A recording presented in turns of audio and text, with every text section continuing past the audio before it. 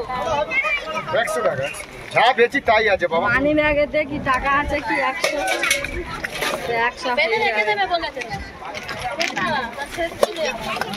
তেল ছাড়া হবে না? তেল ছাড়া হয় না গো। বলো যে কত করে নিয়েছে কমপ্লিট? 300 টাকা কেজি। এইটা দেখি আমার ছেলের জন্য ভালো কমপ্লিট খাওয়া। 80-90 টাকা আছে। মাছটা মোটামুটি ভালো। বরফে দেওয়া মাছ তো কালু গেছে নাকি? যাই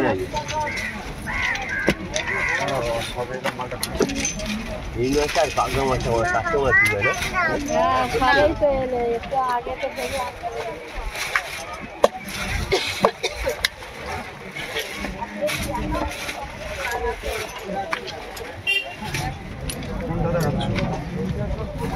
দেখো যেটা 1 কেজি হবে সেটা 1 কিলো সাইজ।